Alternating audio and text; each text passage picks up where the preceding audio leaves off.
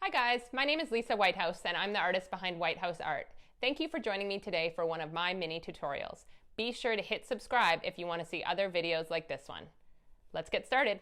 So for today we're going to be painting a dragonfly in a whimsical loose watercolor style. I've started out by sketching out the dragonfly. I'll include a JPEG with an image you can trace down below. But once you have your dragonfly sketched out, and you've erased any of the really dark lines. I left mine a tiny bit darker just so that you guys could see on the video, but you want to keep it quite light. Once you've erased all those lines, it's time to get started. So for this painting, I'm going to be using a liner brush and an angled brush.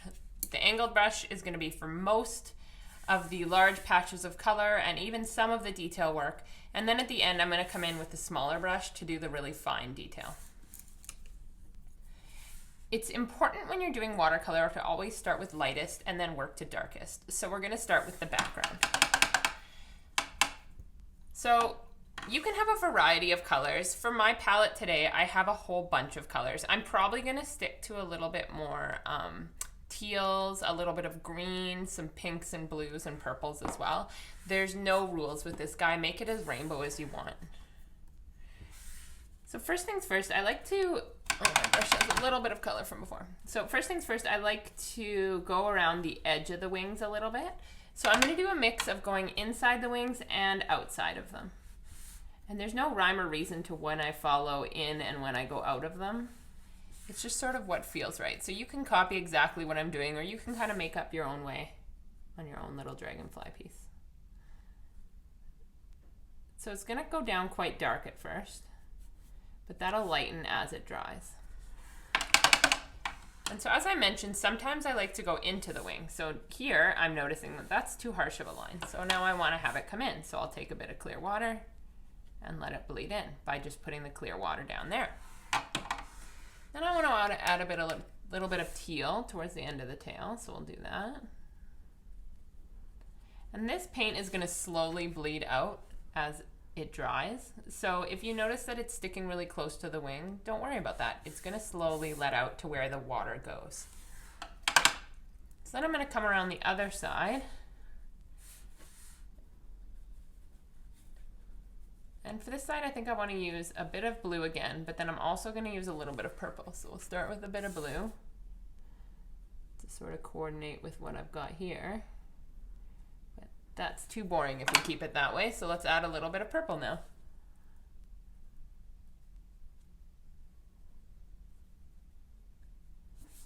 When I'm working with different colors and rainbow colors, I like to keep the two colors that are similar together. So the purple and the blue have a lot of similarity in terms of their tone. So I don't like to jump from purple to, say, green, but I will jump from purple to pink. So that's what I'm going to do now. So I'm going to add a little bit of pink here. And the pink I'm going to want to go into the wing with. So I'll start by going on the outside. Then what I'm going to do is take some clear water and pull it in to the inside. And I'm keeping the wings fairly light and papery, so I'm not going to do any harsh dark colors towards the end of the wing. It won't look quite right. So on this side where I have the teal, I find teal coordinates really well with the nice lime green. So what I'm going to do is add a little bit of lime green right here. Like I said, you don't have to follow exactly what I'm doing, but if you're not confident to go it on your own yet, feel free to follow along with the exact same colors I'm using. So I find yellow goes really well with the bright green, so I'm going to move into yellow here.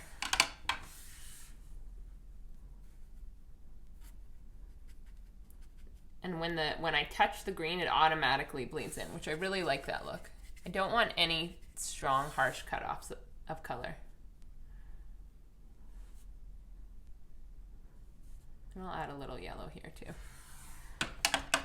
And on this side, because we used the pink, I think I'm going to do a mix of yellow and red.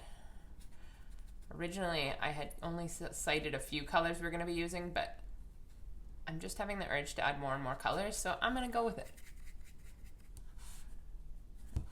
If you've seen any of my artwork before, you know that I really love lots of color. So let's not shy away from it in this piece. I'm going to keep it a little darker towards the base. because dragonfly wings, you'll notice they start a little darker and then they sort of fan out and get lighter. So let's keep up that pattern. And then I'm going to have some lines here already. Not a lot. We're going to add a lot more detail later, but sometimes it's nice as you're going to sort of add some of those details. I'm going to add a little bit of purple right here. You can see there's no rhyme or reason to what I'm doing. I'm just sort of adding them down. And if I make a mistake and I really don't like it, with watercolor, the nicest part is you can always start again. There's no pressure to make it perfect the first time. Watercolor is a fairly quick medium, so it's okay to have some fun with it and say, oh, I'm going to start again, but I'm not going to make that mistake again. I'm not going to put the yellow there again. Learn from your mistakes, redo it, have fun. My recycling bin is often very well fed with paintings and experiments.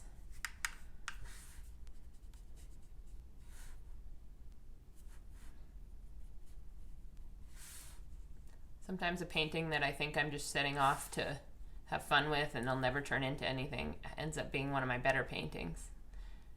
Because not having that pressure on yourself to create something fantastic sometimes results in the best pieces. So I'm going to add a little bit of pink up here, around here, just a little bit. And then that's going to allow me to transition into a little bit of purple. So I don't like to put the purple right next to the red. I like to have a little bit of pink in between. See how those two are going to touch? So I'm going to add just a dot of pink. I don't know, it's just a thing I like to do. So that's all I'm doing for the first coat, is just getting a little bit of color down. I wouldn't do any more than this, because what we're going to do is we're going to allow this to dry, and then we're going to go ahead and add yet another layer on top, and you're going to be able to see all of this underneath, and it's going to give you that nice, intricate, detailed layering that you see in so many watercolor paintings. So be patient, let it dry, and then we'll come back and do the second layer. All right, so now that our dragonfly has dried, you can tell it's dry just by feeling the page lightly and looking at it at an angle. Now that it's dry, we can go ahead and add that second layer that I had talked about. So you'll notice on the first layer, you're going to see some of those nice blossoming effects. You're going to see where the color has bled to, and that's going to help you decide where you want to add more. So for me, I'm really liking the darkness of the wings already, but I'm not liking how much it lightened up in the background. So I'm going to want to add more. That's completely normal. So for the background, I'm going to want to add a few more, we'll call them blobs of color, for want of a better word. And I'm going to do that by taking some more teal and adding it down. And it's okay to add the teal over the green, because that's where you're going to see some of that cool layering effect. And we're going to go ahead and add a few splatters here too.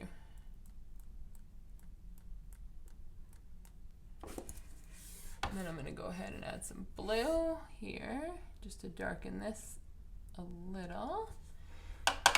And then we'll go over here and do some more of that. So we're not wanting to cover up all of our old color. We're wanting to let a lot of it show through. So here I'm just going to go here, below the wing.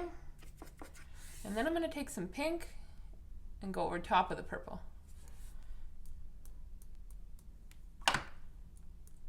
And this layer is going to get a little bit wet, because I find sometimes when you're doing these blobs, the water has a tendency to pool on the page, and that's totally okay, but it does mean that we're going to have to allow for a little bit longer dry time.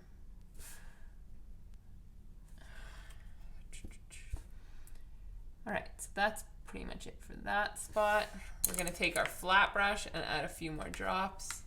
I like the idea of some purple down here, maybe over here a little bit. I'm getting very loose with this layer, because this layer is, we're not doing another background layer after this. So this is all we have. And one thing I like to do with some of the bigger ones, like this blue one, is I go close to the page and I blow on it. And that creates a little firecracker. So that's all we're wanting to do there.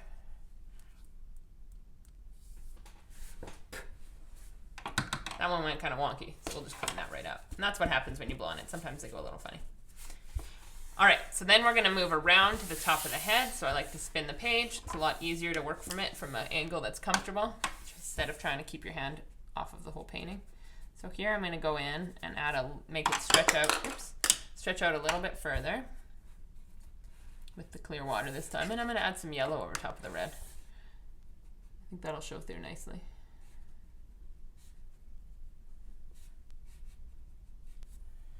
And then over here, I'm going to add some red beside the yellow, getting that nice contrast to show where the wing begins and ends.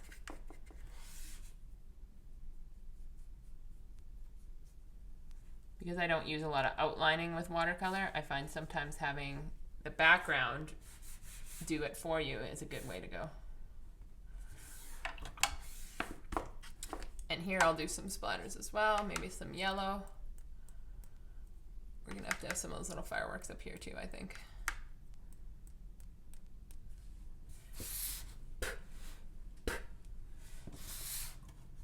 Makes a funny sound when you do it.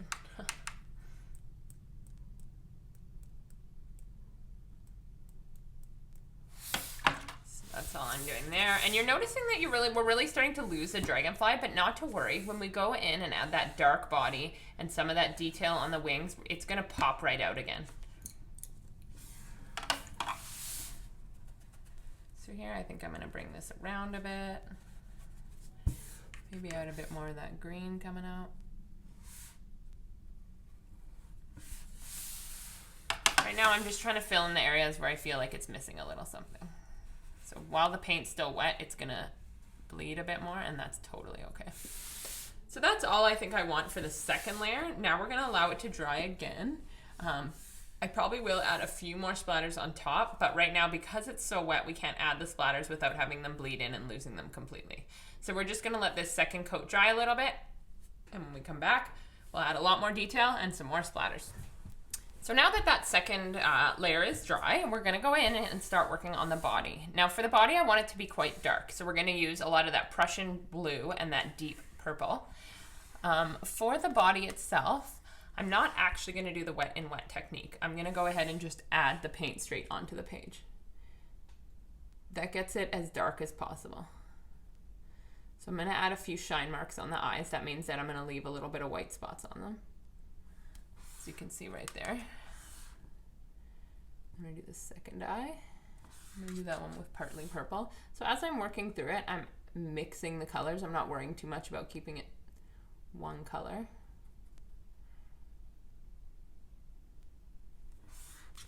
The body is gonna be made up mostly of dark colors, so you're not gonna see a huge amount of differences, but you are gonna see some little white spots, and those are just the shine marks on the body.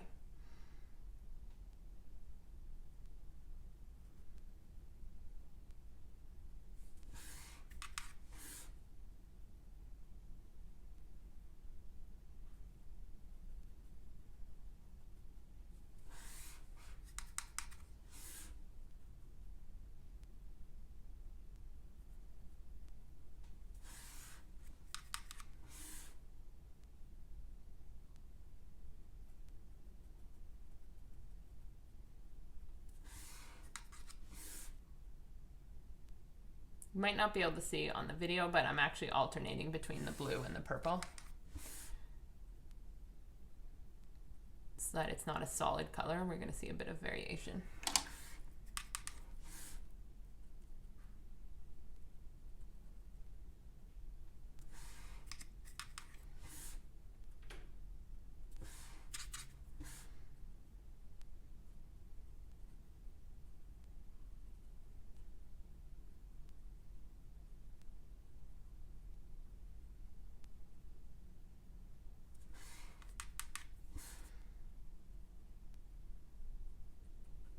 Smaller towards the bottom, and then for the last one I'm going to do a little bit of purple.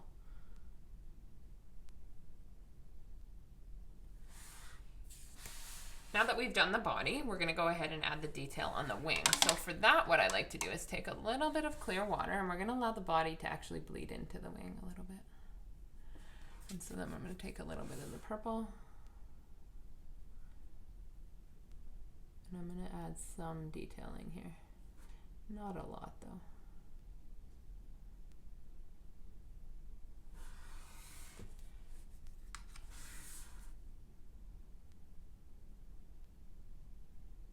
And for these, you want the paintbrush to sort of skip off the page.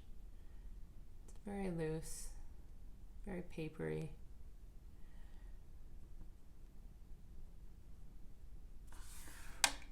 And take a little bit of pink in here where it's wet and actually pull the pink out too.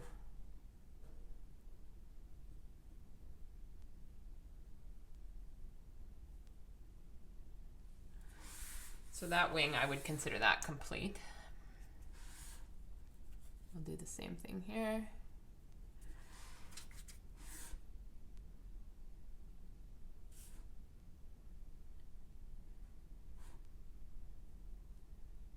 You're noticing that my hand's actually shaking. I'm doing that on purpose. I'm trying to get the lines to be as shaky and sort of papery as possible.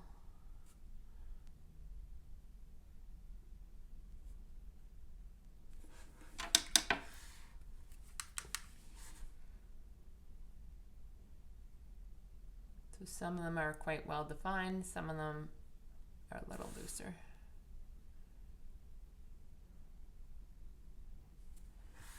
So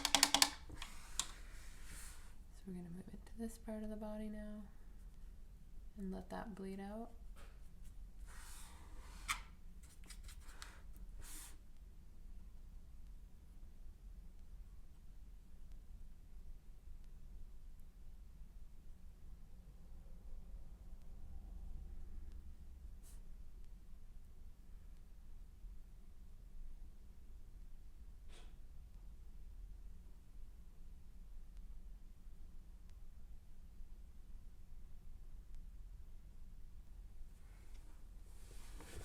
So see, some of them are bleeding where there's water and some of them aren't, and that's totally okay.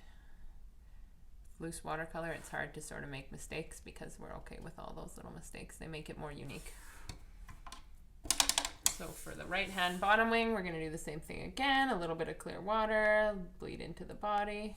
And the body's drying now, so it's not going to bleed out much. So we're actually going to have to go in and add quite a bit. But here we're going to sort of redefine the wing here. I find this wing was actually probably my favorite, the way it turned out. Oh, there's still a little wet spot there, so the paint bled, and that's totally okay.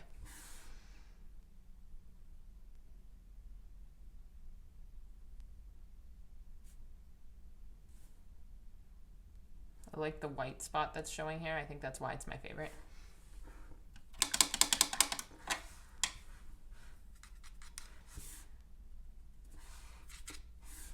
I'm going back in and darkening parts of the body where it bled out a lot and lost some of its pigment.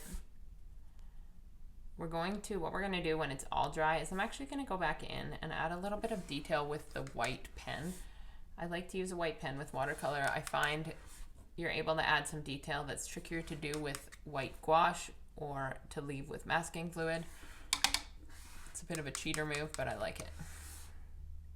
Because for me, with watercolor, it's just important to get an end product that you're happy with. So if you can find little tricks and tips to make that work better, then I'm all for it.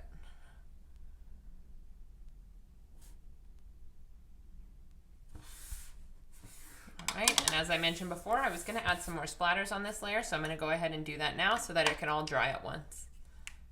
So I'm going to add a few yellow here and into the wing. We're going to add some bigger purple ones, and the way you get them bigger is by adding more water to the brush. So the wetter the brush is, the more it's going to let go of the paint. Add some green ones here. And add a little bit of teal ones down below. I like to add the same color splatters over top. Adding quite a bit, keeping it nice and loose. Add some red up here, some red in the wing.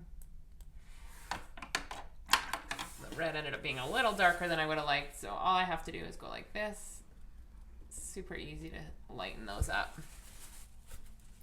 You don't want to draw too much attention to one splatter in particular, so lightening them up is all you need to do. So now what we're going to do is let this dry up, and then we'll go ahead and add that detail that I spoke about before, adding that with the white brush. With watercolor, you can kind of continue to play as it dries, but it is important to let it dry at a certain point to say, okay, this is done for now. I'm going to let it dry, and then I can go back and add more detail, because I feel like sometimes there's this tendency to continue to play like I'm doing right now. And that doesn't allow you to get those magical layers that show through each time. So It's important to stop, take a look at it, let it dry, and then go back and add more if you're not happy with it. So let's do that right now. So now that that detail work has had some time to dry, I'm going to go ahead and add even more detail. I'm just feeling like this piece is missing something that a white pen would really help with.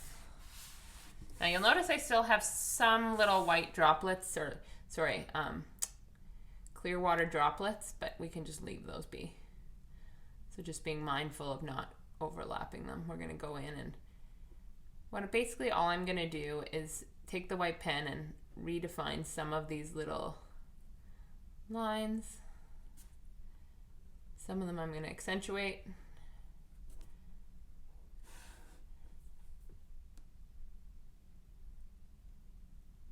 It just adds an even deeper level of detail to it that I think this piece needs.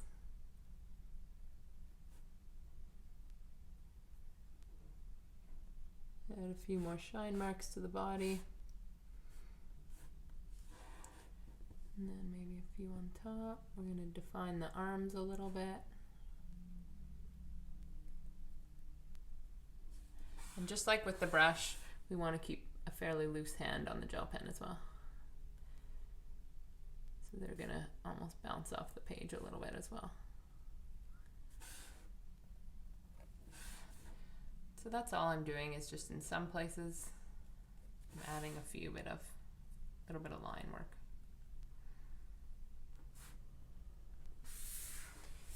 I think that's good. You can sort of continue to look back, stare at it, decide, you know what, I'm going to redefine this a little bit. Continue to look at it, continue to decide what you think your piece needs. Every piece is going to be unique, needs something different. That's one of the joys of loose watercolor. No two are going to look exactly the same.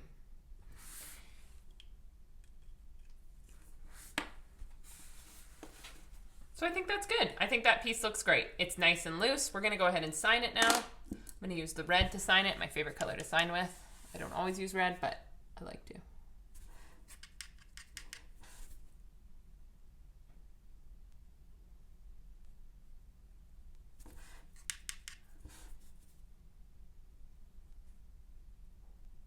If you decide to share your creation on social media, just tag me, Whitehouse_art on Instagram. I love to see the pieces you guys create and are inspired by my videos.